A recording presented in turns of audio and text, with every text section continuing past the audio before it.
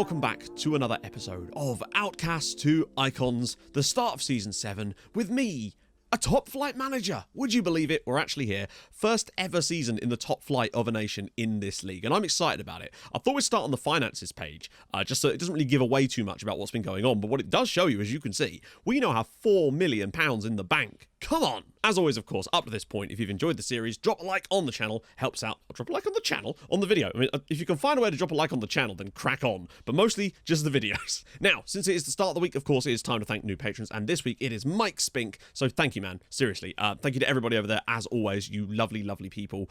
You're all brilliant, and yeah, I have some stuff to show you today. So, the reason we have so much money is partly because I have actually made a few player sales, which has generated a bit of extra revenue that I just felt would be good to set the club up long term after we do leave at some point. As you can see, we are here, of course, which means that us staying for one more season did win the poll. That should be pretty obvious. But more importantly, the club gets 1.5 million in TV revenue. We got $1 million up front. We get the rest of the 500k over the rest of the season. We're also getting another 600,000 just for playing in it, or some sort of solidarity bonus. I don't know. So the point is, our finances are absolutely spectacular right now. The club is now secure financially, and you love to see it. Now, I did manage to get a new contract with the board, as you can see. The board originally offered me a 3-year deal, which was very kind of them, on very nice money, actually. But I knew that if we took a deal like that, we then would have to probably resign the role, which could cost us rep points, like a proper resignation. So I renegotiated with them, took a bit less money in order to get that 1-year deal that we need to see how we can test ourselves in the top flight of Hungarian football. So that is all sorted. Final year at the club, but I want to try and go out with a bang, hopefully keep them up, see what we're capable of with the right signings. My original plan was to go and sort of splash the cash, trying to bring in some paid signings, and the problem is, because we still have a limited scouting ability, it's so hard to find players, get them fully scouted, and actually, find anybody. So at the moment, we still haven't actually spent any money on our players, but that doesn't mean that we've not brought in some what I consider real high quality options. Still lost out on a few others, but that's just how it goes, isn't it? And one final thing, and maybe this is a bug, maybe it's not, I don't know. Our squad registration window shut today, so we can no longer register players for the Hungarian Top Flight League. However, our transfer window doesn't end until the end of September. So what exactly is the point of that? Why would we be able to bring in players until the end of September when we wouldn't be able to put them in the squad anyway? It seems weird that the squad registration for the league and that and it did say closed, meaning I shouldn't be able to make changes to it? I don't know. Very, very strange. But yeah, so essentially, me not realising that, of course, was just preparing some signings. So there's a couple of guys that have had contracts on the tables for 2 weeks, but because there's no deadline as far as they're concerned, they're in no rush to join us, which means when they do, I can't register them anyway. So that's good. We'll have to see how that one pans out. But what you're all here for is transfers, and that's what we need to get on with. Now, obviously, the main focus of a transfer window episode is transfers, and if you want to stay up to date with all the biggest and even the smallest transfers from around the world, then the OneFootball app is the app for you. Get all the football news from around Europe directly to your phone via notification. Did you know that Lille won Ligue 1, beating PSG and their millions and millions of pounds to the title this season? Well, if you had the OneFootball app, you would know that. It has all the latest scores, up-to-date league tables from every league you can essentially imagine, including the league we are in right now with Szeged. Follow your favourite teams, get all the latest statistics, and vote for the winners of upcoming matches. So once again, a massive thank you to OneFootball for sponsoring this video, and you can download the app for free with the link in the top line of the description. I thought I'd start with the first transfer out, Lucas Scavoni. You'll remember I signed him before because I thought, you know what, he might be a player for the future for the club. However,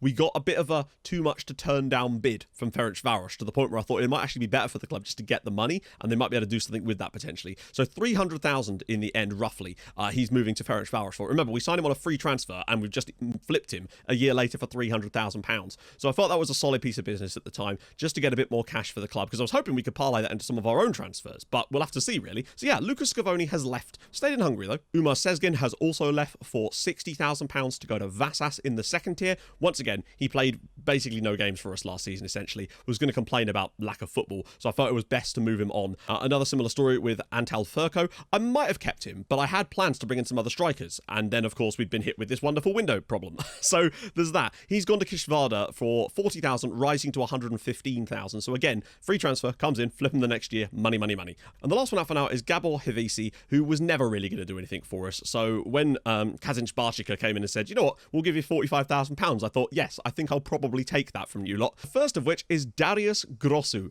I decided to sign him permanently. Now you might be thinking, but wait, he barely played when he was on loan. Well, here's the thing.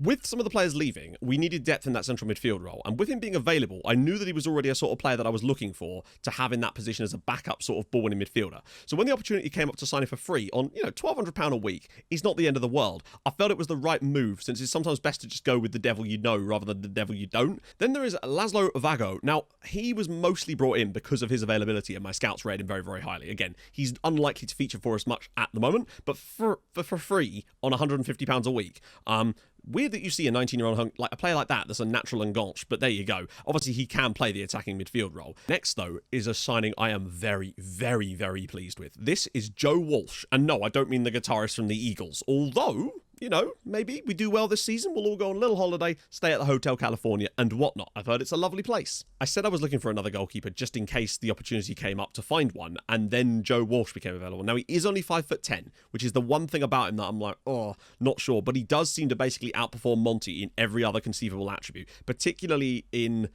he's just a good goalkeeper, and I feel like he's a better goalkeeper than Monty, sadly. He came through at Gillingham, was at QPR for 6 years, and he actually played for QPR. Incredibly. This guy was a playing goalkeeper for QPR, probably in the Championship, and now he's come to join Szeged, and I think for £1,700 a week, he is a very, very good player to bring in on a free transfer. Next up is a loan signing, Zlatko Bradic, who's come in from, who is he on loan from? Napredak. But the reason I brought him in is because I wanted backup on that right-hand side to play behind Albert Stahl, someone that actually was kind of natural in that role, and would you believe it, he is a natural wide playmaker. Honestly, that was what drew me to him when I saw him in the scout report, that it actually said he was a natural wide playmaker. Now, he can play through the middle as well, which is another one of the reasons I brought him in, because I feel like we get versatility on both sides of that with him. Now, again, finishing composure aren't spectacular, but he's solid. But most importantly, he can cover this role. And believe me, we're going to need him to, because Albert Stahl tore his thigh muscle in a friendly and is going to be out for 3 months. Now, he's already missed a month so far. I've been really desperately trying to focus on getting match fitness up, and I think we've managed to do it. A couple of the guys that have only just come in will obviously still lack that, but the main starting players should be fully match fit. But the downside, of course, to doing that is you do run the risk of more injuries potentially to those key players, and Stahl, sadly, was one of the guys that fell victim to that. But yeah, Zlatko Bradic, we're paying no money to have him on loan, and I was just like, yeah, that seems like a reasonable deal for us. Now, he is left-footed, which could be interesting, but I just wonder if him getting in those positions and just popping balls through the middle could be an interesting balance for us, and at least until Stahl comes back. Next up, it's Leandro Crespin. I have no idea how this happened. It was basically just agent offer, or it might have been analysis, I don't know. It's one of those players that you'll see in your scout reports where it's just a player with no club. Usually it will say like analysis report, recruitment report, agent offer, something like that. And I saw him and I was like, he's Argentinian, that's kind of weird. So I just assumed he was at a European club. Brought him on trial. No, he was released by River Plate. So there you go. The opportunity came to get him, £800 a week. He's got really, really nice physicals. 6'2", decent heading, ish. Marking and tackling particularly pretty good. Bravery excellent as well. Aggression not spectacular but could be worked on. I think he's a really, really decent centre-back, to be honest. I don't think he'll be able to start straight away, but he is a very, very good option. I think we've massively improved there. 17 jumping reach as well. Next up is a player that has actually signed from a club, but on a free transfer. He's coming from Bnei Snaknin, which I believe is actually an Israeli side, is it not? Yes, it is. An Israeli side. This is Jimu Cisse. Now, the reason I was interested in him is because he can play in both fullback and centre-back roles, and that is extremely useful to have. Like, he's got really good height, big, tall, decent speed as well, which means that he can play both sides. Tackling's good, marking's solid as well, positioning's decent. Heading isn't amazing, but he does at least have height, so he might be able to win the headers, he just might not be able to direct them properly. Good aggression, good bravery, covering both positions. I was extremely, extremely pleased to bring in a player like Jimu Cisse on a free transfer. Now, he is on nearly £3,000 a week, but honestly, I am massively happy that he actually chose to sign for us in the end. So, yeah, big shout out to him. I think he could be a key player for us in this season. And coming along alongside him is Stan Van Dijk. Now, he is on £4,500 a week here. Now, the annoying thing about him is I had two good players, two good centre-backs on trial. There was him and a guy called Kaya, who was Turkish. Kaya was basically like Van Dijk, but a little bit shorter, but faster to go with it, essentially. Jumping reach was like 15, so he wasn't quite as good in the air, but he didn't need to be. He was a little bit worse technically, but not by much. The problem was he went to Italiaspor. And then I had to go for Stan Van Dijk as a sort of backup to that. And I still think he's a very, very good player. Massively good in the air. Really good technically as well. His anticipation's okay, so it might make up for a little bit of the lack of pace. But he's not crazy slow, just not spectacular. But honestly, I still think he's a pretty damn good player who, if nothing else, might have some sell-on value. He's still only 25. I really like him. Will hopefully give us some good value from corners too, with that kind of just aerial presence. Next up is Edvin11. And yes, he is wearing the number 11. And you might think to yourself, well, you've done that as a meme. And yes, I have. But he actually requested it. I shit you not. He requested the number 11 as part of his contract. That's such a great... What a baller. At that point, I was just like, well, I've got to sign him now, don't I? So, key thing about him is mostly I brought him in as a backup to... Kovacevic, who has signed a new 5-year deal, by the way. Brilliant stuff. But he also can cover this right-hand side really nicely because Nandori's not here. So when Bosic is out, we could play 11 in that role. He'll be a false 11, so to speak. And the last of the current crop of players that have come in is Samir Ben Salem, who's coming from, well, Volendam, where he was released. He was there for a while, 7 years. And he was probably the best of the bunch as far as midfielders that I found that I just liked. Because I really was looking for that kind of Booty replacement. The successor to the Booty man, so to speak. And I think overall, he's a bit better than Booty in certain areas. But he does have the dictates tempo trait. And I do wonder if that's part of the reason why Booty's able to be so good sometimes. I don't know. But we're going to find out. Because I think that he was one of the better players that we found that was sort of that natural Masala who can just get forward. Finishing's all right. Dribbling's not amazing. Composure's fine. He's okay there. But good passing, good vision, good technique, good decisions. Good first touch as well. Could take corners for us as well. I just think it's a good player that's made us that little bit better.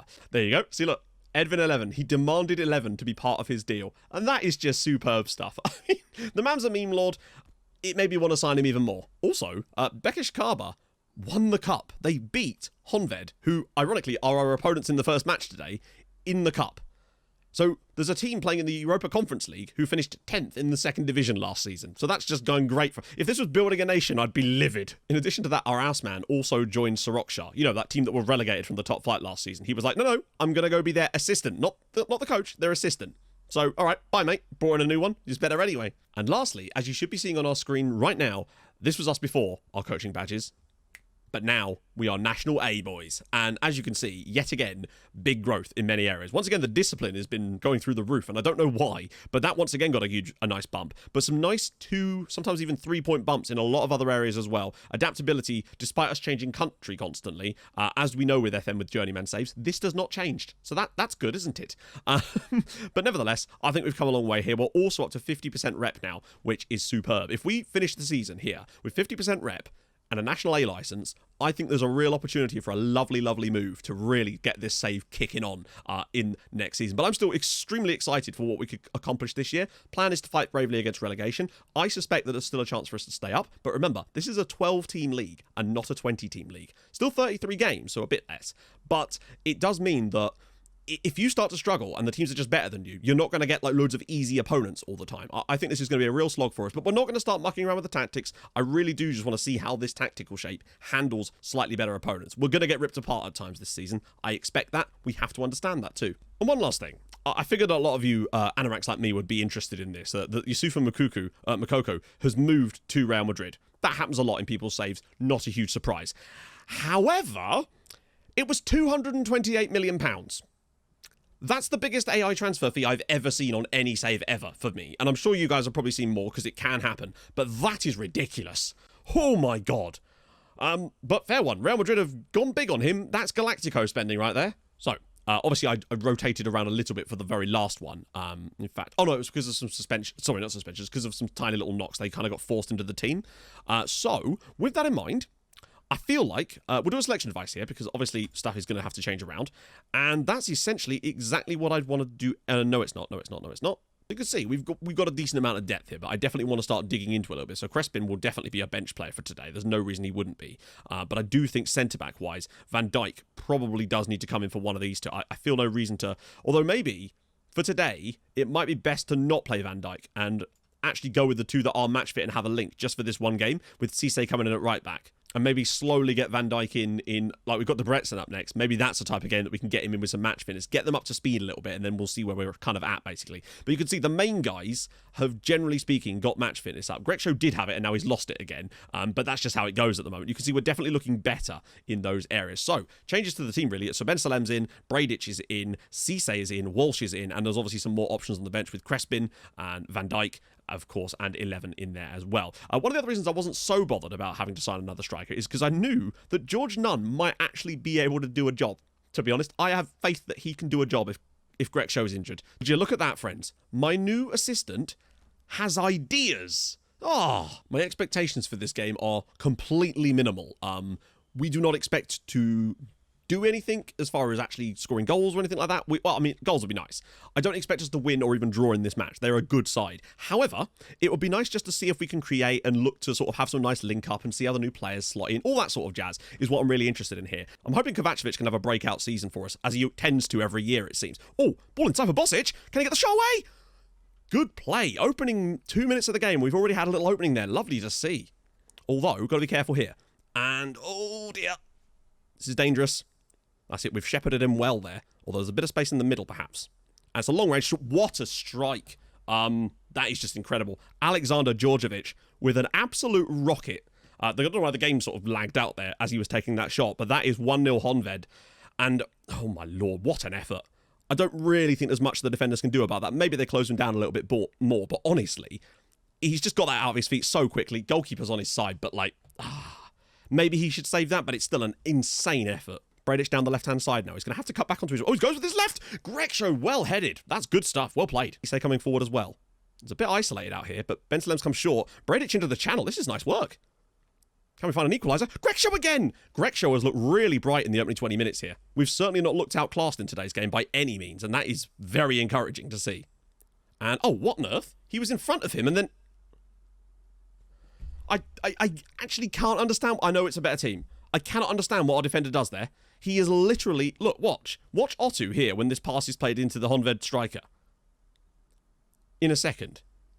Right, off of this. Look, he's in front of him and then steps up. You have to win that. That's a... Oh, wow. I just don't know what that even is.